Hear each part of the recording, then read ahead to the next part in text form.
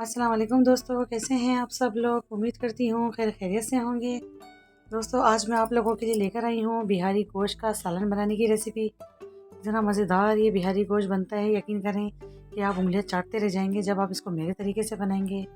और इतना मज़ेदार, इतना लजीज होता है कि जब आप इसको किसी मेहमान के सामने पेश करेंगे तो यकीनन वो भी आपसे पूछने पर मजबूर हो जाएंगे।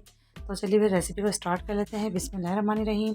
यहाँ पर मेरे पास एक पैन लिया है मैंने, उसके अंदर शामिल कर दिया है आधा कप कुकिंग ऑयल। और इस पर मैं शामिल करूँगी अब जैसे ही मेरा ऑयल गर्म हो जाएगा।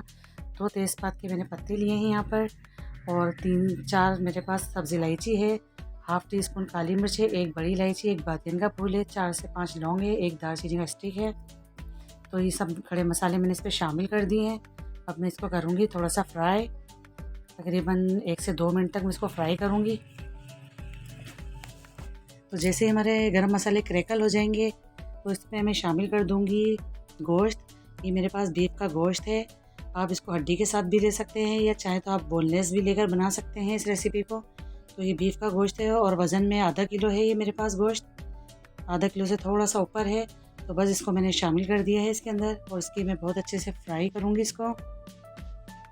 और जब तक फ्राई करूँगी जब तक इसका कलर चेंज नहीं हो जाता, क्योंकि गोश्त का अपना भी एक पानी होता है, एक स्मेल होती है, तो उसको दूर करना बहुत ज़रूरी होता है।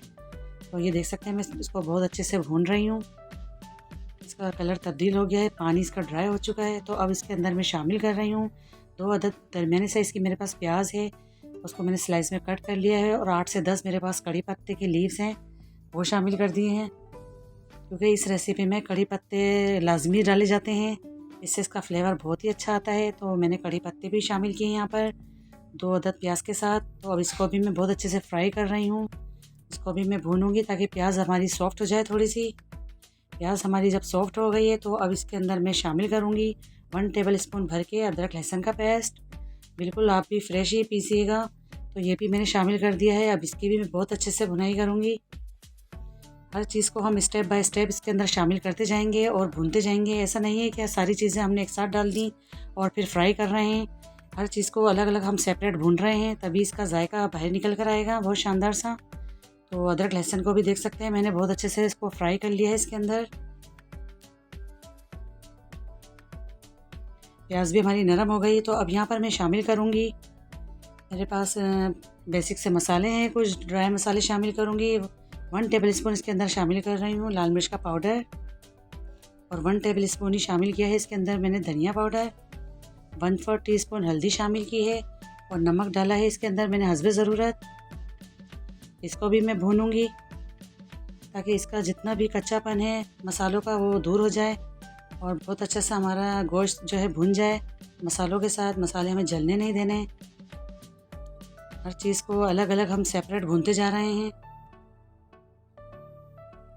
तो मसाले भी देख सकते हैं हमारे बहुत अच्छे से भुन गए हैं, और नमक मिर्च आप अपने टेस्ट के मुताबिक भी डाल सकते हैं। अब यहाँ पर मैं शामिल करूँगी 2 अदद मेरे पास टमाटर थे खूबसूरत से रेड कलर के, उसको मैंने कट करके इसमें शामिल कर दिया है।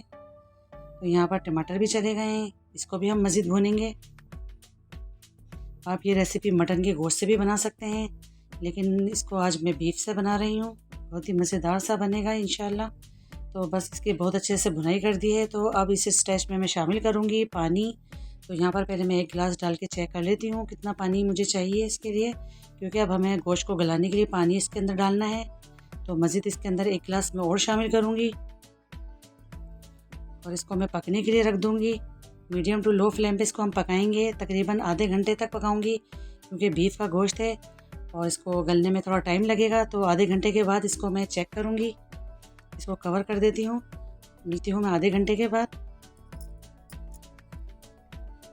तो ये देख सकते हैं आधा घंटा इसको हो गया है पकते हुए, पानी भी काफ़ी हद तक इसका ड्राई हो चुका है और गोश्त भी मेरे ख्याल से हो चुका है। तो हम गोश्त भी चेक कर लेते हैं कि हमारा गोश्त टेंडर हुआ या नहीं। देखने से पता लग रहा है माशाल्लाह गोश्त हमारा गल भी चुका है। तो इसी के साथ हम चेक भी कर लेते हैं। ये देखें माशाल्लाह से कितना अच्छा सा हमारा कुक हो गया है, बिल्कुल टूट रहा है ऐसे ही। तो अब मैं फ्लेम को हाई करूँगी, और यहाँ पर मैं शामिल कर रही हूँ इसी स्टेज पर मेरे पास 100 ग्राम दही है। दही को मैंने इस तरह से इसको फेंट के शामिल कर दिया है इसके अंदर, क्योंकि अब हम इसको भुनाई इसकी शुरू करेंगे। तो इससे पहले मैं आपको एक और चीज़ दिखा देती हूँ। तो यहाँ पर मेरे पास देख सकते हैं 1 टेबल स्पून खसखस है, ये धुली हुई है। इसको मैंने 1 घंटे पहले भिगो दिया था। तो 1 चम्मच के बराबर मेरे पास खसखस है और 1 टेबल स्पून ही इसके साथ मेरे पास कोकोनट पाउडर है, जो कि घिसा हुआ खोपरा जिसे कहते हैं। ये बहुत इजीली आपको मिल जाता है। इन दोनों चीज़ों का मैं पेस्ट बना लूँगी। तो बस दही के साथ मैं इसको बहुत अच्छे से भून रही हूँ। इसका पानी मैं ड्राई कर लूँगी बिल्कुल, और फ्लेम को हम हाई कर लेंगे ताकि बहुत अच्छे से हमारा ड्राई हो जाए इसका दही का पानी। तो ये देख सकते हैं दही का पानी ड्राई हो गया है और ऑयल सेपरेट होना शुरू हो गया है। तो अब मैं इसके अंदर शामिल कर रही हूँ जो मैंने खसखस और कोकोनट पाउडर को जो मैंने पेस्ट बनाया था वो शामिल कर दिया है इसके अंदर। बिल्कुल लास्ट में डालिएगा। अभी इसके अंदर थोड़ा सा मैंने खंगाला भी ले लिया है क्योंकि इसके अंदर मसाला लगा हुआ था। हम चीज़ों को ज़ाया नहीं करेंगे। बर्तनों को अच्छे से साफ़ किया करें, इससे आपके खानों में बरकत आती है। इसी के साथ अगर आपको मेरी वीडियो अच्छी लग रही तो प्लीज़ वीडियो को लाइक करिए, चैनल को सब्सक्राइब करिए, साथ में बेल आइकन को भी प्रेस करिए ताकि मेरी आने वाली वीडियोस का नोटिफिकेशन सबसे पहले आपको देखने को मिले। तो देख सकते हैं मैं इसकी बहुत अच्छे से भुनाई कर रही हूँ और जब तक ऑयल सेपरेट हो जाएगा तो मैं इसकी भुनाई करती रहूँगी। ऑयल आपको अगर कम लगे इस स्टेज पर तो आप ऑयल डाल सकते हैं। बहुत ही मज़ेदार, बहुत ही लजीज बनकर ये तैयार हुआ था। आप इसको ज़रूर बनाइएगा। बकरीद के हवाले से तो बहुत ही बेहतरीन ये रेसिपी है। बस इसको मैं इस तरह से भूनती जाऊंगी, इसका ऑयल सेपरेट कर दूंगी मैं। आप ये देखिए मैंने स्टेप बाय स्टेप हर चीज़ को मैंने भुना है पहले, फिर उसके अंदर दूसरी चीज़ को शामिल किया है।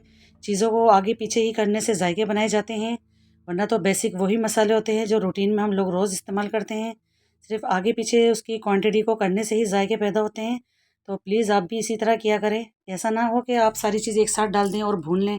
हर चीज़ की अपनी एक क्वालिटी होती है, उसको आगे पीछे करना पड़ता है। अब इसी स्टेज में मैंने इसके अंदर शामिल कर दिए 2 हरी मिर्चें, इस तरह से मैंने मोटे साइज़ में काट कर शामिल कर दिए और गार्निश के लिए थोड़ा हरा धनिया शामिल किया है मैंने ऊपर से। अब ये बिल्कुल एकदम से रेडी है। तो बिहारी गोश्त बनाने का एक अहम स्टेप बहुत ज़रूरी है जो कि लास्ट में किया जाता है, तो वो मैं भी करने वाली हूँ। तो इस स्टेज में आप देख सकते हैं मैंने चूल्हे को ऑफ़ कर दिया है क्योंकि ये बिल्कुल रेडी हो गया है। तो अब मैं इसमें एक ये काम करूँगी कि यहाँ पर पहले मैं रखूँगी एक छोटी सी कटोरी, या आप फॉइल पेपर भी ले सकते हैं जो आपको इजीली लगे, और इसके ऊपर मैं एक रख दूँगी कोयला जो कि मैंने पहले से ही देखा रखा था।